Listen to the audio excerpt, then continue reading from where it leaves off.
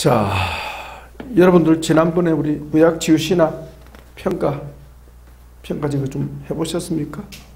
예, 오늘은 우리 자생님이 뭐 일단 빠졌지만은 우리 신약을 시작하는 마당이니까 먼저 거기 그 마지막 번호 있죠? 예, 마지막 번호 문C에 구약치유신학 과목을 공부하면서 자기 발견 경험과 배우면서 깨닫고 받은 은혜를 적어보세요. 그런데 그거 먼저 간단히 나누고 앞을 거만 하다가 이제 뒤에 가서 안 그래 그거는 집에 가서 하시면 됩니다. 하시고 은혜 받은 게 그 뭐 머리 막 싸매고 은혜 받은 거 막 머리 싸매고 막 주여 어떡할까요? 그게 아니잖아요. 그거는 은혜 받은 게 아니지. 원래 박준사님 은혜는 뭐 누르면 수술 나온다니까. 그래. 여기 은집사 이등집사 숙제를 준다는 게 제 것까지 다 보내버린 거야. 그래갖고 없어가지고 이번 수행하시고 오고 있대. 예. 그래. 그러니까 강호사님 뒤에 보면 나오거든요. 예. 그러니까 간단합니다. 공부하면서 자기 발견 경험한 거, 은혜 받은 거, 궁금한 거 나누면 되는 거죠. 뭐 어렵습니까? 예. 또 거기다가 또 예수님 말씀하기를 너희가 무엇을 말할 것인가 미리 연구하지 마라. 너희와 함께 하는 성령 그가 너희의 입을 여시고 말할 것이다. 아멘 하고 나와서 하면 됩니다. 그러나 이제 그렇게 하는 거는 이제 그것만 의지하는 거는 이제 학문적인 건 아니죠. 예, 그래도 나눌 필요는 있습니다. 자, 그러면 우리 구약치유신학 어쩐 참 은혜롭게 정말 은혜롭게 이렇게 마쳤는데 그 뭡니까 그런 말이 있잖아요. 뭐 콩나물 시루에 물을 주면 물은 남김없이 다 빠져도 콩나물은 자란다. 그랬잖아요. 근데 안사모님 오전에 뭐 대답하는 거 보세요. 진짜 잘하시거든요. 진짜 그 말이 맞는 말이에요. 서당계 3년에 풍을 얻는다 그런 말이 맞는 말이에요. 그러니까 귀가 있으면 들리고 들으면 믿음이 생기는 겁니다. 그죠? 예, 너무 걱정하지 마시고 머리 싸매지도 마세요. 머리 싸매가지고 될 일이 아니잖아요. 은혜로 해야지. 자, 그러면 우리 구약치유신학 받은 은혜 자기 평가 한번 그렇게 하셨으면 좋겠어요. 예, 아시겠죠? 예. 자, 우리 강무사님부터. 안 되면 기도 한번 하고 해도 됩니다. 아버지, 아무것도 생각나는 게 없는데 지금 생각나게 해달라고. 예. 자, 박수! 구약 치유 신학 공부하고 느낀 점을 얘기를 하는데 생각은 안 나지만 그때 우리가 과제 창세기, 뭐 출애굽기, 뭐 신명기 이 과제 내줄 때 그 말씀들을 읽을 때 성경을 보는 관점이 많이 바뀌었다는 것을 알겠더라고요.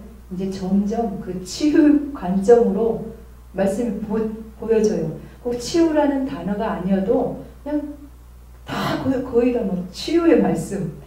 뭐 고치겠다, 무너진 데를 보수하겠다, 성을 뭐 재건하겠다, 뭐 복구하겠다. 이게 다 치유라는 것을 알게 됐고, 그래서 저도 하나님께서 저에게 이제 그 사명 놓고 기도할 때 누가복음 4장 18절 말씀을 오래전에 주셨어요. 근데 이번에 새롭게 또 이사야 58장 11절 말씀을 주시더라고요. 그게 이제 너를 일컬어 무너진 자를 보수하는 자라고 하겠다. 사람들이 거할 수 있도록 길을 복구하는 자라고 하겠다. 아멘. 이 말씀을 주셔서 제가 가야 될 길은 전인 치유 이 치유 사역자가 맞구나. 이거를 이제 또 확신할 수 있게 되었고요. 제가 이렇게 이제 금식을 하면서 하나님 말씀을 말씀으로 대화하는 거를 제가 시작을 묵상 비슷한데요.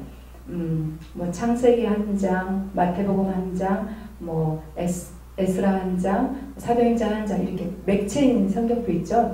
그걸 가지고 제가 말씀을 읽으면서 주님과 대화하는 그런 걸 이제 시작을 했는데 주님한테 많은 메시지도 받고 또 도전되는 말씀도 많이 있고 그러면서 느끼는 건 뭐냐면 사람이 금식을 100일에도 인간은 인간이다.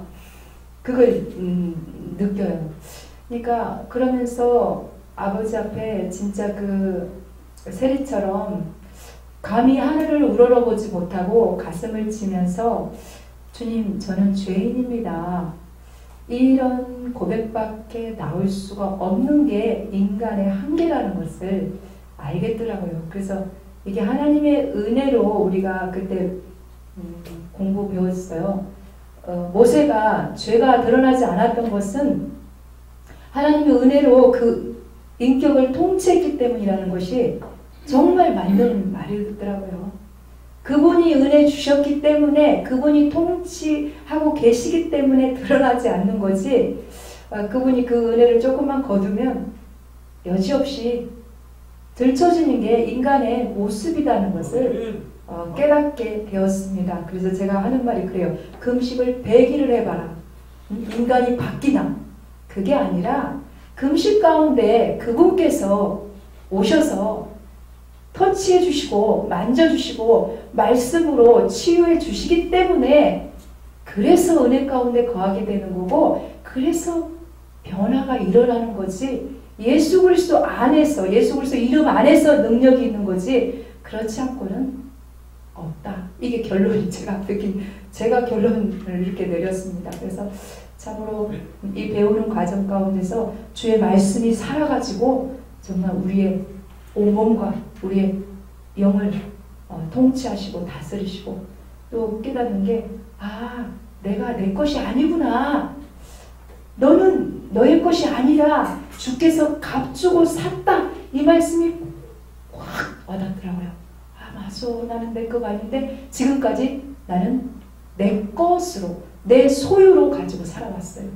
내 것이니까 내가 마음대로 살아왔죠. 근데 이제 그 개념이 좀 바뀌더라고요. 이 금식을 하면서 내 몸은 하나님 거야. 주님께서 값을 주고 사신 거야. 그렇기 때문에 나는 하나님께 이 몸으로 영혼 몸으로 영광을 돌려야 되는 그런 자구나라는 걸 깨닫게 되었고 참으로 은혜가 많이 쏟아지고 겸손함과 좀 말씀을 팍팍 이렇게 온다 그럴까요? 이렇게 한 말씀 한 말씀들이 읽으면서 많이 이렇게 와닿아가지고 계속 이렇게 묵상도 하고 참으로 좋은 시간들인 것 같아요. 그래서 너무 감사하고 이제 계속해서 이 배움의 과정 가운데 진짜 은혜더라고요. 보니까 우리나라에 먹거리 축복을 너무 많이 주셨어요. 그게 막 느껴져요. 너무 먹을 게 많고 그래서 주님의 은혜 가운데 내가 살고 있구나. 그러니까 내가 복받은 자구나.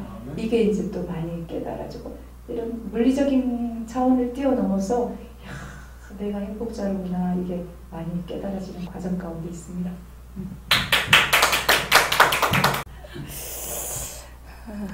네, 안녕하세요.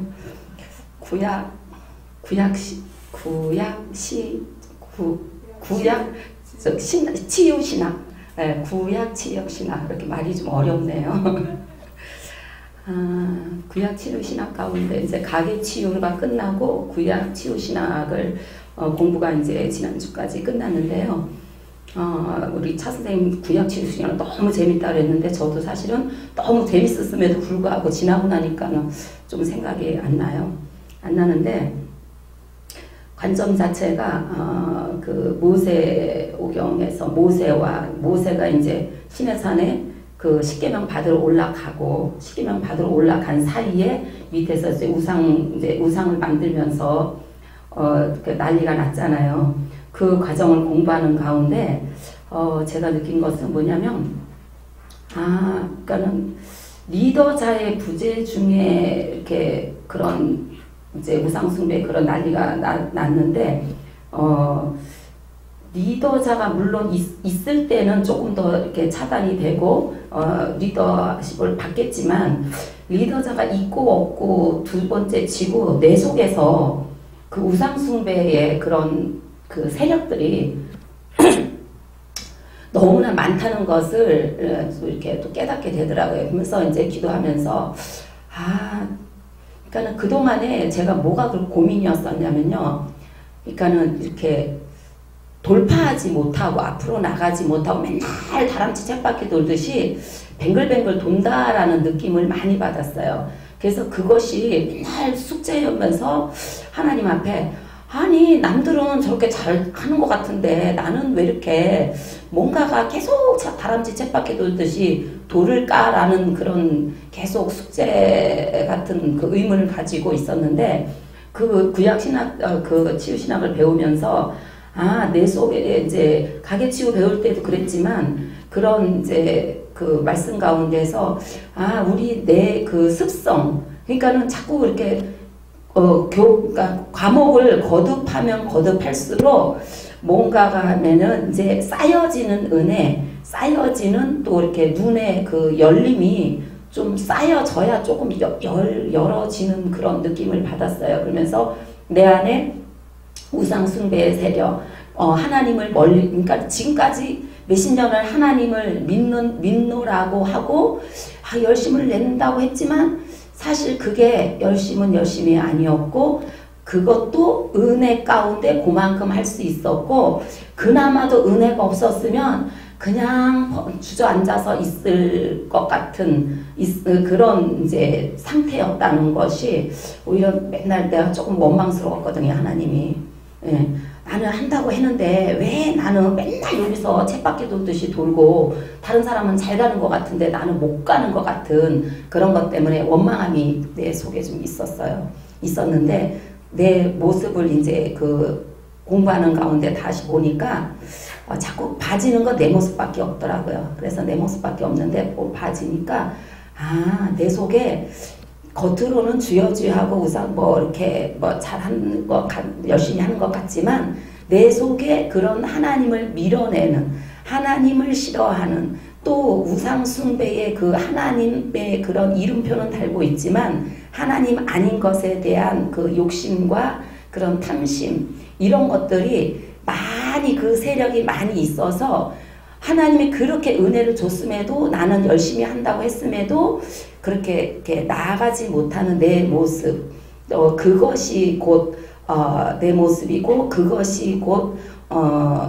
내 안에 있는 하나님이 싫어하는 우상숭배의 그런 악이 있더라고요. 그래서 더 이제 그런 악이 있음을 발견하고 악이 있음에도 불구하고 은혜를 주신 그 하나님 앞에 또 감사하게 되는 시간이 있었어요.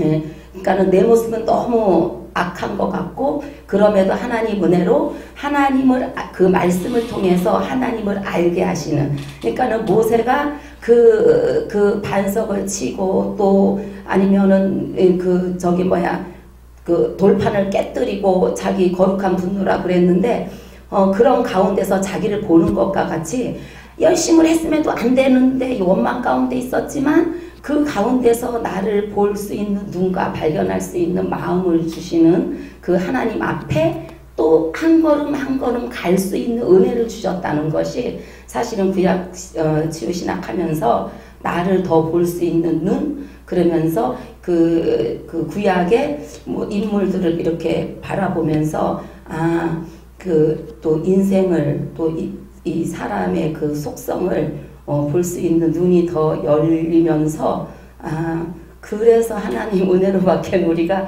살 수 없고 하나님 은혜가 아니면 이 자리에서 공부도 할 수가 없고 또 그 하나님을 알아가는 그러면서 알면서 감사하고 알면서 또 더 감사하는 것이 신앙 생활이고 우리의 삶의 모습인 것 같습니다. 그래서 이게 공부가 그냥 요 과정 끝나면 끝나는 것이 아니고 요 과정 끝나면 끝나는 것이 아니고 가면 갈수록 더욱더 깊은 공부, 하나님을 알아가는 공부를 해야 되는 것이 인생이구나 라는 그런 생각을 가져봤습니다. 감사합니다. 더 열심히 공부하겠습니다.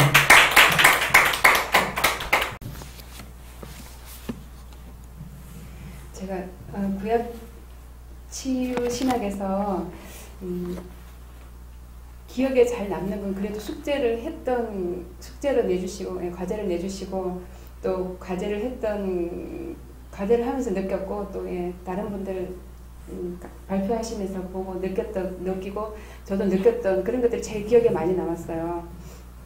근데 이제 공부하지 않은 것 중에 인간 아담의 타락과 치유에서 계속 그 에덴 동산에서 왜 죄가 들어왔을까 그 과정을 굉장히 많이 묵상을 많이 했었거든요.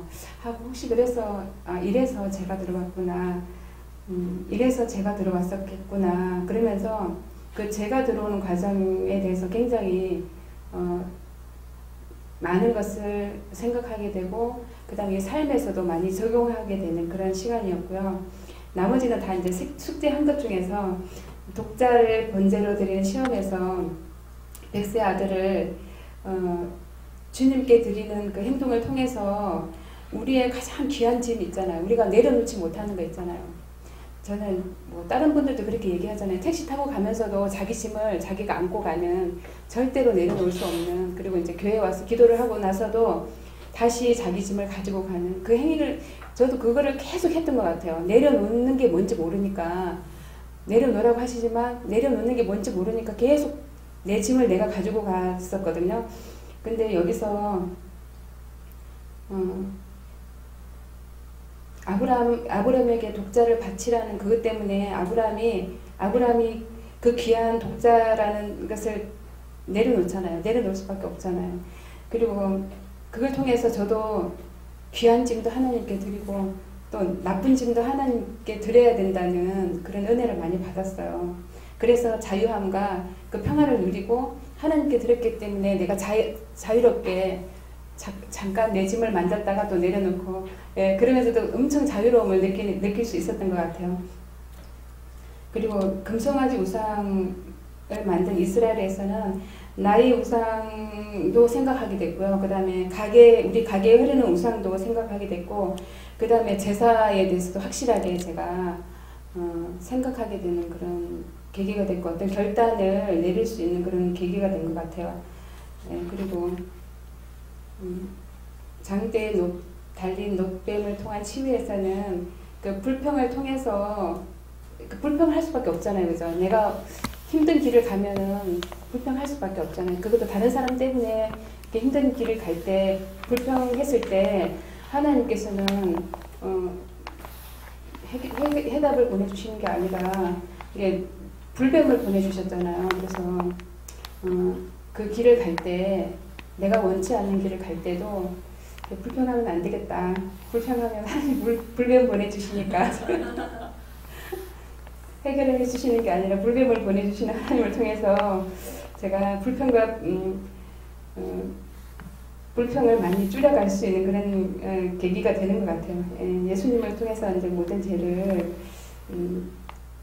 속해 주시려고 이제 예표하신 노뱀을 보면서 치유해 주신 그 하나님의 사랑도 느낄 수 있었습니다. 그리고 복된 길과 저주의 길에서 율법으로는 저희가 살 수 없는데 은혜로 예수님을 통해서 은혜로 살게 해주시면 감사드리고 또 하나님의 사랑에 감사드렸습니다. 그래서 제가 구약 치유 신학을 통해서 굉장히 많이 은혜를 받았거든요. 이거 배우는 동안에 정말 제가 성경을 읽으면 그냥 막 될 줄 알았는데 그러진 않지만 어쨌든 이 학습 과정을 통해서 많은 것을 깨닫게 되는 계기가 됐습니다. 그리고 신약 치유 신학을 통해서도 많은 은혜를 기대합니다. 감사합니다.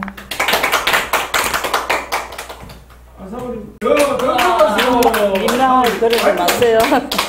오늘 아침에 오늘 아침에 예배 드리기 전에 잠깐 생각이 났어요. 아, 못하면 못하는 대로 얘기를 나눠야 돼. 내가 앉아서 사람끼리는 얘기 잘 하거든요. 이제 제가 이 모세오기 족장여성이라 이래가지고 사실 어린이 전도 설교를 많이 했어요. 뭐 학장주일학교 이런 데 수백 명 모인 데서도 하고 뭐 이제 하고 이제 이렇게 했는데 이 구약을 배우면서 들으면서 다 시간은 제가 참석은 다 못했어요. 들으면서 아 그때 아이들에게 저 부분을 강조를 했어야 했는데 그러면 책 5가지 딱 그것만 가지고 이제 현재 대한 아쉬움이 있고 그 세대들이 지금 아마 40, 50대 됐을 거예요. 서울에 이런 데 전국으로. 근데 이제 이 모세오기 이 족장의 세대들이 그 무수하게 육판을 묻히면서 많이 이제 하고 이래 했는데 이 아담 이야기, 아담과 하와이에서 우리 목사님 통해서 들은 그 말씀들이 너무 들으니까 너무 좋고 내가 여기 지금 시간도 그렇고 못하지만 우리 다 배웠잖아. 아담과 하와를 통해서 우리 에덴 독서. 그런 그거를 그저 죄를 지었으니까 불칼이 있어가지고 이제 못 떠도록 막았다. 뭐 이제 그래서 이제 그때부터 못 들어가고 이제 계속 이제 제가 거기 연결이 됐다는 그 정도만 아이들한테 했는데 내가 들을 때 너무 감사하고 아 이렇게 하와 아담 그게 참 이렇게 열리는구나 생각하고 이 아브라함에 대해서는 참 좋은 사람 같아요. 이 아브라함이 이런 참 우리 신랑도 저 아브라함 같이 그런 좀 그런 부드럽고 좀 그런 면을 좀 있지만은 좀 더 있었으면 좋겠다 하는 생각도 들고 그런데 아브라함한테는 약간 실망한 것이 하와가 죽자 물론 세월은 흘렀지만은 그 또 하갈이 돼서 그 난 이스마엘이 통해 가지고 뭐 이런 데 있는데 또 결혼했다 하는데 그것이 조금 하와를 그렇게 사랑했는데 아브라함이 그래 이제 그에 대한 역시 그럴 수밖에 없었나 남자들은 그런가 이제 그런 생각 조금 했고 또 이 이삭은 참 사람이 좋은 사람 같아요. 자기가 판 이렇게 우물들 그 누구야 그때 당시에 막 뺏으면 뺏기고 그럼 또 파고 하나님의 사람이기 때문에 하나님과 그렇게 소통이 되고 하나님의 은혜를 입었기 때문에 그런 마음이 있었구나 그런 생각도 들고 그 이삭의 또 그 부인을 맞이하는 그것도 너무 참 아름답고 좋은 이야기고 그 이제 기다리면서 자기를 위해서 이제 갔잖아 저 사람을 아버지가 보내가지고 근데 밖에서 이제 이렇게 묵상하면 이제 이래 있는 중에 이제 오는 게 보여갖고 거기서 이제 만나고 이래 했는데 그런 모습들이 좋고 근데 성경에 대해서 난 아브라함, 이삭, 야곱 이런 분들이 다 눈이 어두웠어요. 보면은 그 가시기 전에 왜 다 그때 그렇게 눈물이 다 안 보였을까? 특히 이제 이 이삭은 눈이 어두워가지고 야곱과 에서를 구별을 못했잖아. 그 바람에 복은 그 에서는 빼앗겨서 분노가 차서 막 그때는 그랬지만 그러나 하나님은 또 이 야곱을 통해서 배갓집에 가서 그렇게 고생하며 부인을 얻어가지고 거기서 12명의 자녀가 났잖아. 12지파가 되었잖아. 또 그런 일을 하나님은 그렇게 해서 또 하시고 그 다음에 또 누구야 야곱 그래가지고 와서 이 야곱도 그래 야곱은 그렇게 되고 누가 있지 좌우지간에 하여튼 우리 하나님은 이 구약 이걸 통해서 보면서 이 치유는 하나님의 사랑의 방법이다 하는 그런 생각이 아주 가슴에 깊이 오더라고. 치유한다는 것은 하나님이 세우기 위해서 자기 자녀를 세우기 위해서 그리고 끝까지 승리하고 자기 있는 곳으로 오게 하기 위해서 이 치유라는 이 사랑의 방법을 해서 이렇게 하시거든요. 치유는 바로 하나님의 사랑이다. 그런 생각이 아주 들어가지고 아침에 그게 마음에 깊이 왔어요. 그래서 우리 이 목사님도 사실은 얼마 전까지만 해도 이제 일반 목회 일에 하던 분이 뭐 우리 그 이제 교회 할 때는 뭐 정목사님 이제 치유하신다 이래서 치유는 들었죠. 그러나 일반 목사님들이 시간이기 때문에 치유에 이렇게 깊이 들어갈 수가 없어요. 뭐 성도가 힘들면 신방하고 기도하고 가서 말씀 주고 다독이고 여전도사 보내고 뭐 이제 사모가 또 가서 막 이렇게 그 하고 이런 정도로 그 하고 이랬는데 크게 치유 필요성 못 느꼈겠죠. 근데 여와 이제 하면서 내가 1년 이렇게 볼 때 참 목사님이 힘들게 이 치유라는 걸 안 할 수는 없잖아. 졸업을 했고 또 강의도 해야 되고 물론 우리 목사님 맡은 시간은 적지만은 그래도 일단 강의를 해야 하는 게 치유에 자기가 마음이 열리고 치유에 대한 그게 있어야 강력하게 그 메시지 힘이 있는데 어쩐지 좀 그런 게 마음이 좀 안 되는 생각도 좀 들고 그러니까 우리 가신 사모님이 많이 좀 답답해 했어요. 그 문제에 대해서. 근데 어느 날 올해인가 작년부터인가 이 치유에 대해서 상당히 자연스럽게 오히려 정 목사님 보고 어떨 때는 더 이렇게 막 탁 그거를 이렇게 주고 이러더라고. 그래서 이제 그 일이 이제 감사해서 강의로만 그렇게 하는 게 아니라 실제로 저한테도 좀 치유적인 치유 쪽에 그 하나님 그 사랑의 방법인 치유로 좀 더 부드럽게 대해줬으면 좋겠고요. 어쨌든 간에 이스라엘이 또 그 긴 참 강야를 지나면서 그 얼마나 힘들었겠어요. 애굽에서는 그래 힘은 들었지만 그래도 먹을 거 뭐 먹고 이제 이렇게 살았는데 그 척박한 그 감이 불평을 안 할 수가 없어. 그 불평 내가 같으면 어땠을까 이런 생각하면 난 더 했으면 더 했지. 그런 생각이 드는 게 처음에는 아유 이스라엘 백성은 낮이면 구름기둥 밤이면 불기둥으로 저렇게 하고 만나를 눈으로 봤잖아. 그들은 메추라기를 먹이시고 강야 지나오면서 뭐 하나님이 머리가 물을 이렇게 달게 만드시고 여러 가지 일 눈으로 다 보고 했으면서 계속 불평을 하는 게 그래갖고 또 죽고 이제 이렇게 했는데 이제 이 치유에 이제 이렇게 하면서 거기 바로 제가 있는 곳, 제가 있기 때문에 바로 거기 내 모습이다. 그때 안 태어나길 천만다행이고 지금 이 시대에 있는 게 정말 이제 감사하고 그래서 하나님 결국은 여러 가지 이제 그걸 통해서 이스라엘 백성 여호수아와 그 갈렙이 그 두 사람 외에는 이제 못 들어간다고 하셨잖아.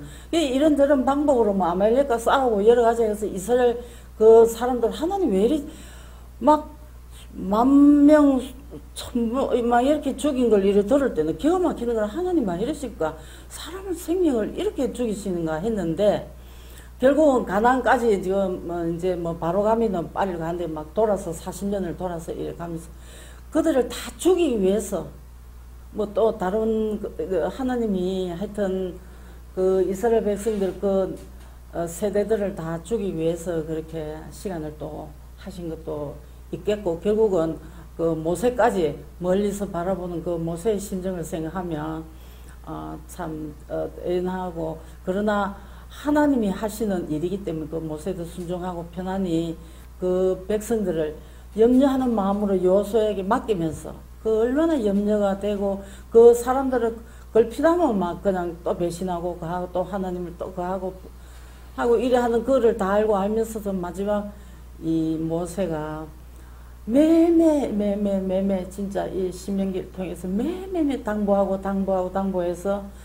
그렇게 그 한 걸 볼 때에 그 모세의 심령이 우리 정 목사님 심령 같고 우리 목사님 같고 앞으로 잘 순종하고 저도 치유를 많이 받고 그동안에 뭐 앞에 나오는 이런 문제들이 왜 그런지 제가 이 몸이 아프고 이러면서 몸이 떨리면서부터 눌렸어요. 상당히 많이.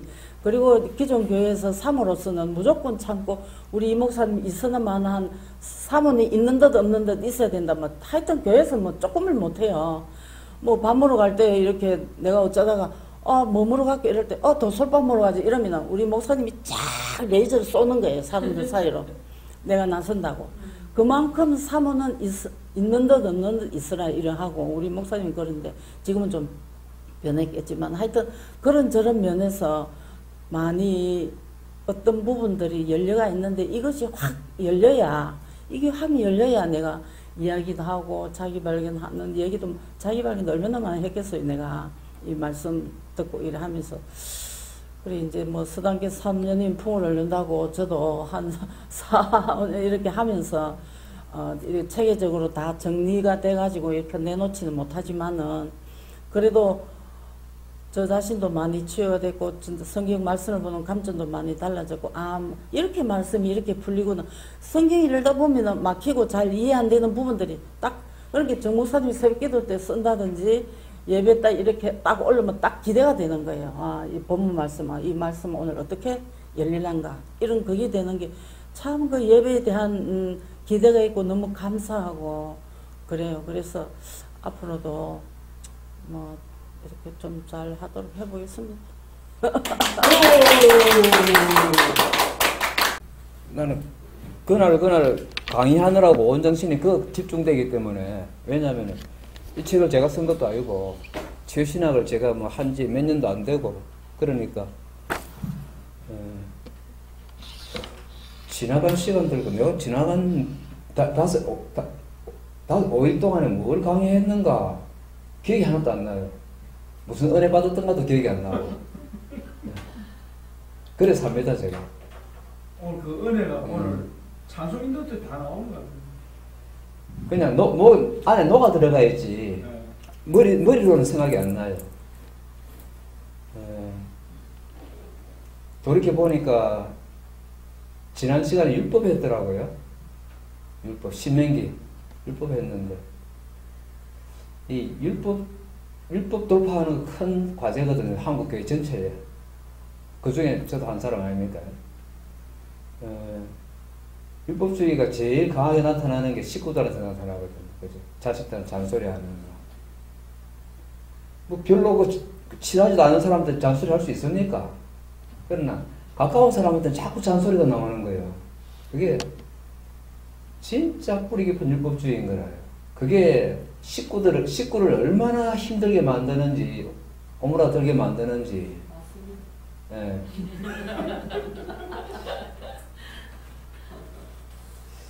강 목사님, 우리 강 목사님. 강 목사님 율법주의가 엄청 약한 것 같아요. 희한하게. 신기하게 약한 것 같아요. 그러니까 그 식구들이 다 자유롭잖아요. 3명, 여자 3명이. 이거 너무 율법주의 교회에서 많이 설교했거든요. 그러니까 성도님들이 안타 좀 알겠다 이런 식까지 설교했는데 저한테는 율법주의 발견을 못한 거잖아요.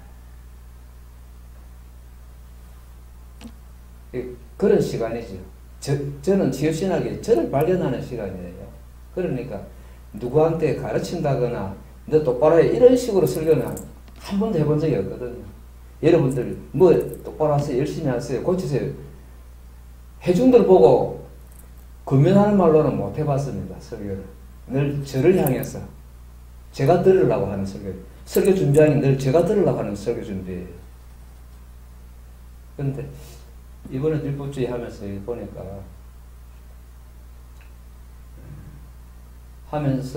그 결과가 나오는 거 보니까 10계명을 새로 읽는데 10계명은 늘 제가 읽기 힘들어요.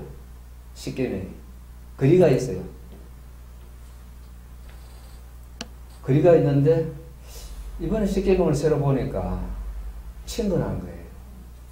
연구하고 싶은 느낌이 날 정도로 10계명을 새로 연구하고 싶어요.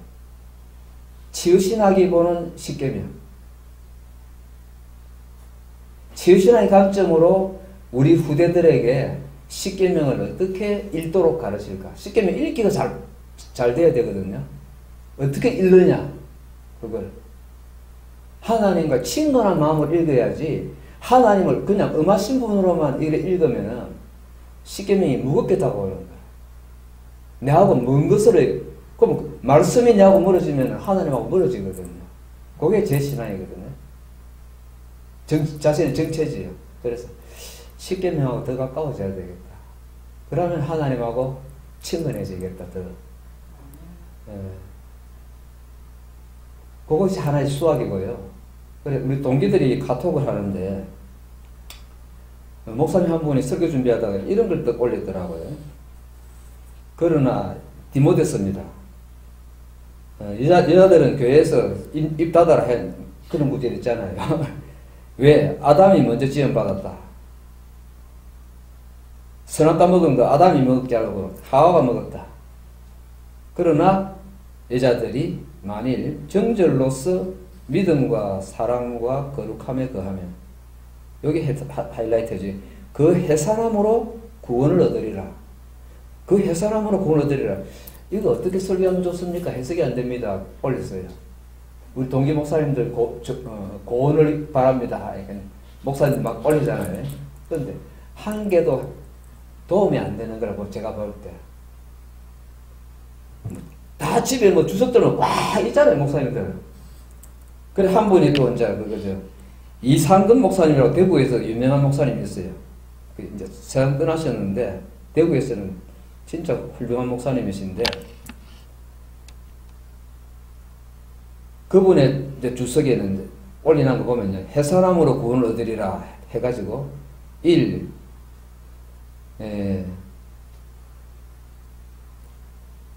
해산하는 것처럼 인내로 한다면 구원받으리라. 1번 해석. 이분이 한 게 이분이 여러 해석을 올려놓은 거예요. 이상근 박사님이. 2. 구원을 안전함이라고 해석해가지고 자전을 낳아 기름으로 생활의 안전을 얻는다. 신학자들의 개념이다. 또 어떤 사람은 3번에 불구하고로 해석해가지고 전치사 하나를 해산함에도 불구하고 그 고통에도 불구하고 구원을 받는다. 이게 신학자들의 견해예요. 4번째, 창세기에 의하면은 해산의 고통은 범죄의 형벌이므로 복종하고 하나님 뜻에 복종하면은 그게 구원의 근거가 된다.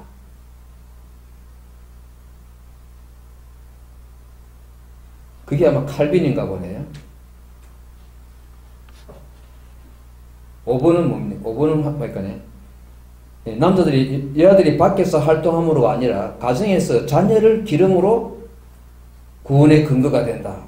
크리스토톰이나 뭐 제레미야라는 학자도 있네요. 이런 사람이 생각해요. 마리아가 예수를 해산함으로 구원받은 것처럼 이런 식으로 해석한 사람도 있고요. 신학자들이 희한하죠, 해석이요. 하나도 마음에 드는 거 없지요.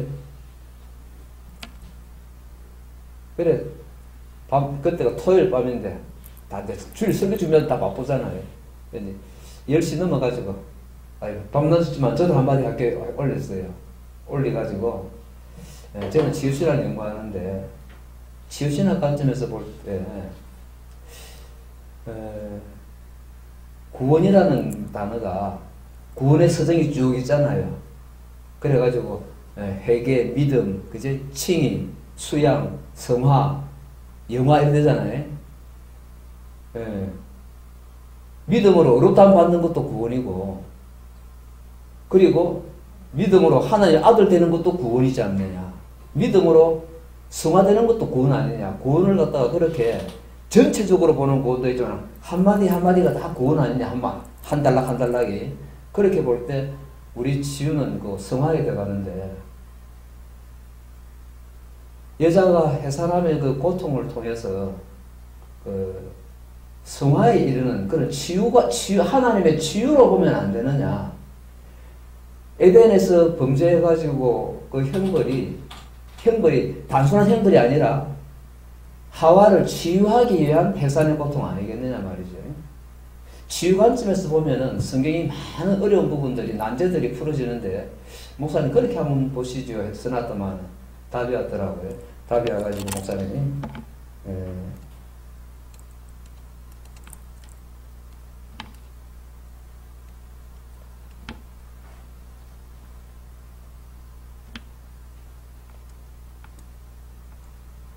이 목사님 감사합니다.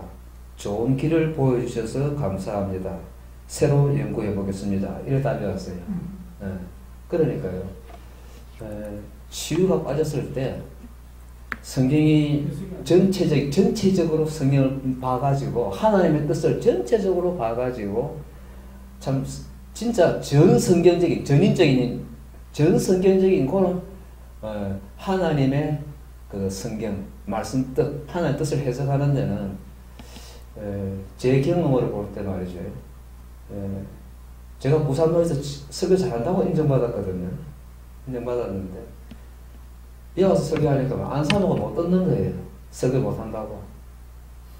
진짜 잘했어요. 고마워. 네. 지금 제가 힘든 과정을 지나고 있어요. 여기 불편해야 제가 힘들어도 지금 참고 있는 거예요. 이 4년, 5년 세월이 저한테는 너무 힘들어요. 그러니까 벗어나고 싶지. 그만두면 저 편하거든요. 그런데 그만둘 수가 없는 거예요. 이 힘들어도 통과해야 되겠는 거예요. 이거 치유신학을 통과해가지고 하나님하고 더 친해져야 되겠는 거예요.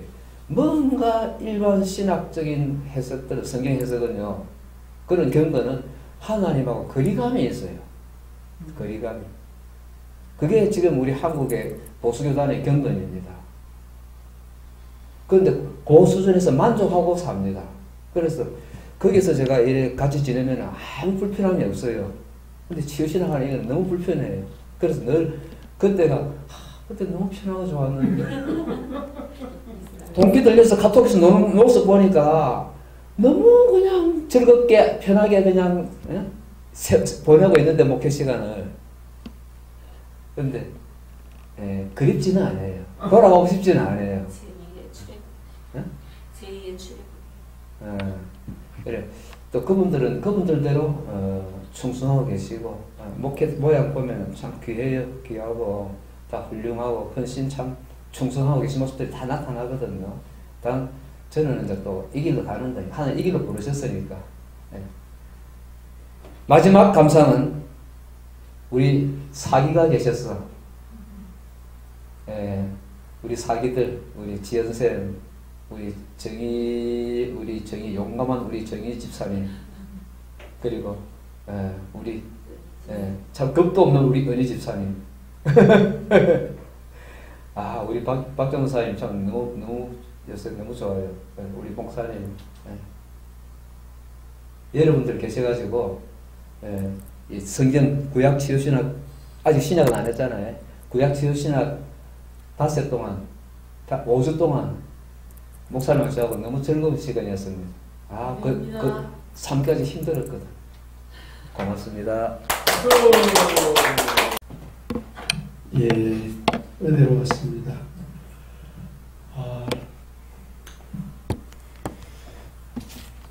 앞서 달려가는 사람은 정신이 없습니다. 지선이 맞아. 오케이. 역시 내가 아침에 그 문자를 보냈어요. 선생님 못 오더라도 집에서 이게 할 수 있지 않느냐. 그러니까 그래 자기가 카톡 하려면 힘들잖아요. 그래 음성을 보냈어요.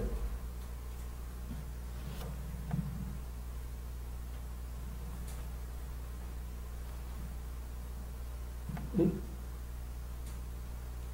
안 되나? 잠깐요. 응?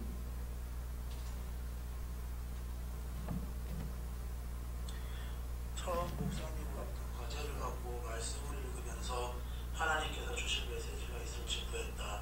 그러나 어제 오후까지도 평소에 알고 있는 부분 외에는 특별한 메시지는 없었다. 그러다가 어제 버스에서 사무엘하 말씀을 듣고 있었다. 그리고 그곳엔 내가 오래전부터 묵상해온 상황과 인물들이 나온다. 그 말씀의 배경은 다윗이 압살롬에게 쫓겨서 도망가다가 나중에 다시 왕궁으로 돌아오는 과정이 있는 말씀 부분이다.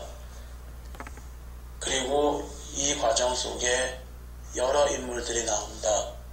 대표적으로 다윗이 있고, 그리고 무비보셋이 있고, 바른 신뢰가 있다. 그 외에도 많은 인물들이 있지만 주로 이 인물들에 대해서 난 오랜 시간 묵상을 해왔다. 이유는 하나님을 예배하고 하나님을 믿는다는 게 어떤 것인지에 대해서 이 부분에 대해서 오래전에 깨달은 것이 있기 때문이다. 여기서 다윗은 요나단과의 언약을 이루기 위해서, 아니 언약을 지키기 위해서 요나단의 자손, 요나단의 아들을 왕궁에 드린다. 이때 무비보셋은 자신은 죽을 수밖에 없는 그 존재이지만 하나님의 은혜로, 아니 다윗의 은혜로 같이 식사를 하게 된다.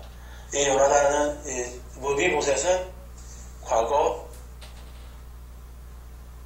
떨어진 적이 있어서 두 다리를 저는 우리 지금으로 치면 장애인이다. 그런데 이 무비보셋은 요나단의 아들이라는 이유만으로 다윗과 함께 식사를 하고 왕자와 같은 대우를 받게 된다. 그러나 다윗이 압살롬으로부터 쫓겨날 때 이 무비보셋은 함께하지 못한다. 이유는 바로 자신의 종인 시바 때문이다. 그리고 이 시바의 관계로 인해서 무비보셋은 다윗에게 오해를 받게 된다. 그리고 이 오해는 다윗이 돌아오는 과정 속에서도 풀리는지 풀리지 않는지에 대해서 성경은 나오지 않는다. 그건 정확하게 다윗이 회복했다라고 나오지 않는다. 난 이 부분이 오랜 시간 질문이었다. 그런데 이 성경에서는 이 내용이 나오고 있다. 그리고 다윗이 쫓겨나와서 다시 돌아올 때 바르실레라는 사람은 다윗과 끝까지 함께하면서 많은 나이에도 도와주게 되고, 다윗이 다시 왕으로 복귀할 때 좋은 대우를 약속하지만 그는 이미 나이가 많으니 자신이 아닌 자신의 다음 세대를 다윗에게 보내게 된다. 이 말씀 구절들을 보면서 나는 오랜 시간 고민이 되었다. 그런데 치유신학적인 관점에서 보면 이 부분에는 굉장히 많은 은혜가 있었다. 지금 내가 녹음을 하고 있는 이 상황에서도 놀라운 은혜를 깨닫게 된다. 그런데 오늘은 어제 깨달은 부분까지만 먼저 이야기를 하고 싶다. 무비보셋, 요나단의 아들이자 다윗의 손자이고 과거 시대에는 원수의 자손이다. 조선시대에도 멸문지화나 삼족을 멸하는 그 전례들이 많았던 것을 생각하면 과거 왕국시대에는 원수의 씨는 반드시 없어야 한다. 그러나 다윗은 오히려 이 대적이 될 수 있는, 장차 자신의 왕권을 위협할 수 있는 이 사람을 끝까지 품는다. 그리고 그러나 다윗은 부족한 인간이기에 이 무비보셋이 어떤 마음으로 다윗을 섬기고 있는지에 대해서는 나와 있지 않다. 다만 보이는 행위로 무비보셋은 시바에게 속았기 때문에 다윗과 함께하지 못했는데 무비보셋은 다윗이 돌아온 것만으로도 기뻐한다. 이것이 예수님과 무슨 관련이 있을까? 이것이 임마누엘과 무슨 관련이 있을까 생각을 해볼 때 분명한 것은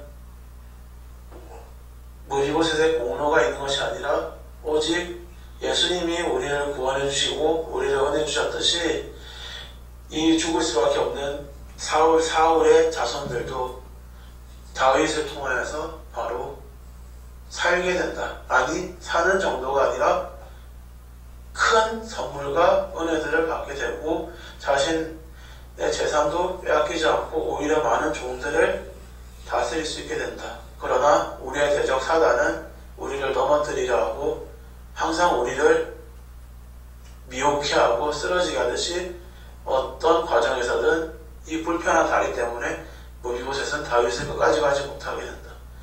내가 묵상하면서 깨닫는 부분은 이건 온전히 내 생각인데 우리가 예수님께 나아가는 부분도 동일한 것 같다. 우리가 하나님께 나아가는 부분도 우리가 하나님을 사랑하고 하나님을 예배하고 하나님을 섬긴다고 하지만 우리의 마음뿐만이 아니라 결국 우리의 행동이 하나님과 함께 나아가면서 끝까지 예수님과 갈 때 결국은 그 과정 속에서 결국 하나님의 은혜가 하나님의 영광이 드러나는 것이 아닐까라는 생각을 해봤다. 왜냐하면 바르실레는 정반대의 경우이다. 이전에는 전혀 드러나지 않고 누군지도 모르지만 다윗이 가장 위험하고 어려운 순간에 끝까지 함께하였다.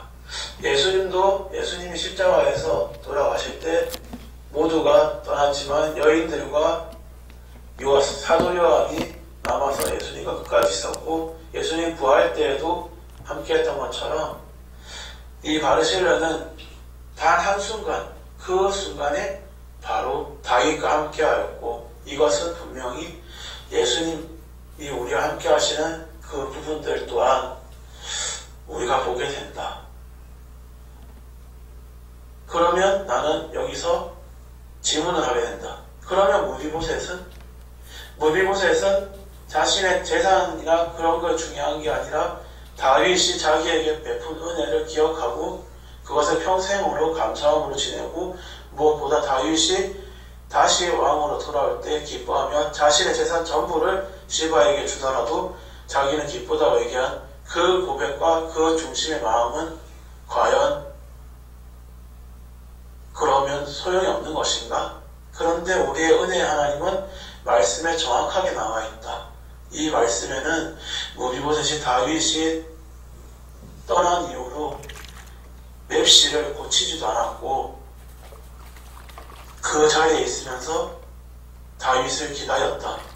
그리고 다윗이 돌아왔을 때는 자신의 가진 것이라 온전히 다윗이 자기를 준 은혜를 기억하며 기뻐하였고 더 중요한 것은 바로 이 부분이 성경에 기록이 되어 있다는 것이다.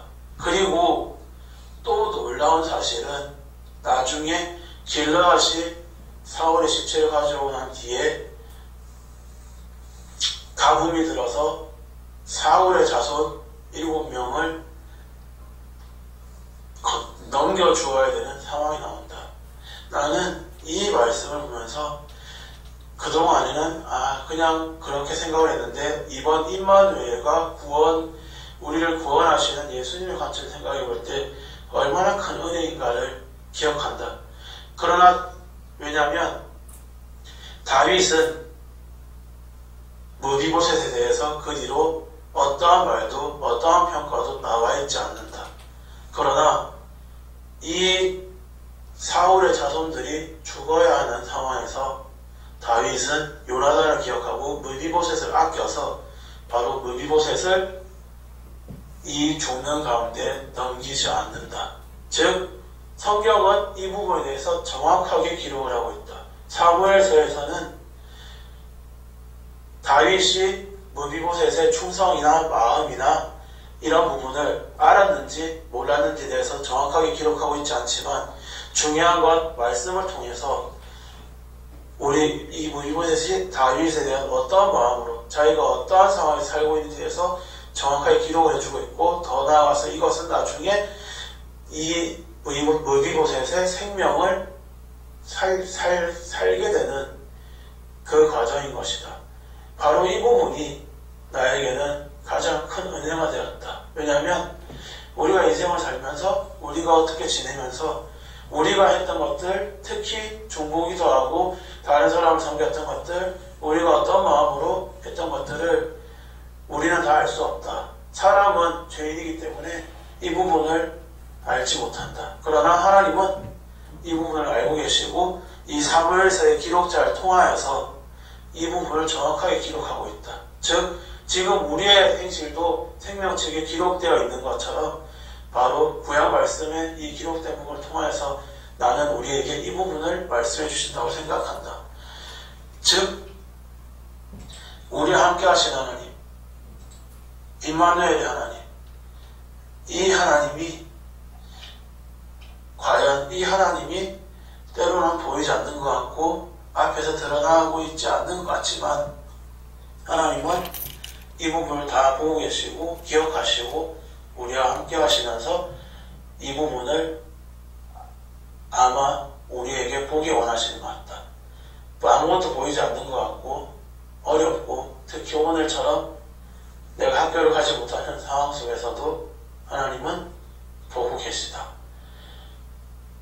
무비보셋처럼 나 또한 죄인이고 나는 오히려 하나님을 대적하고 하나님이 가까이 올 때 오히려 밀어내고 그리고 상처도 많고 무비보셋은 육신의 절반이지만 나는 수많은 부분에서 또 아픈 부분이 있었지만 하나님은 그럼에도 불구하고 우리를 고쳐주시고 구원하시고 더 나아가서 대적자 사단에게 우리를 내주지 않고 지키시고 보호하시는 것이다. 이 말씀을 내가 수십 번을 받고 수없이 들었지만 오늘처럼 이렇게 깨닫지는 못했는데 치유신학적인 관점과 연결시켜 봤을 때 이 부분은 이렇게 연결될 수도 있겠구나 생각이 들었다. 그리고 지난주에 내줬던 과제에서 구약 치유신학에서 받았던 은혜에 관련되어서 지금 마지막 질문을 아직 적지 못하고 있었는데 나는 이 부분을 적어야겠다라는 생각이 들었다. 오늘 학교에 가지 못했지만 나는 다시 한번 이 부분을 기억하면서 나도 평생에 이 부분을 가슴에 새기면서 이 녹음 파일을 나도 계속 들고 있어야겠다. 자, 지금 우리 오늘 신약치유의 그 과제를 하는 것 같죠? 우리 본문 잠깐 읽고 잠깐 쉬었다 합시다.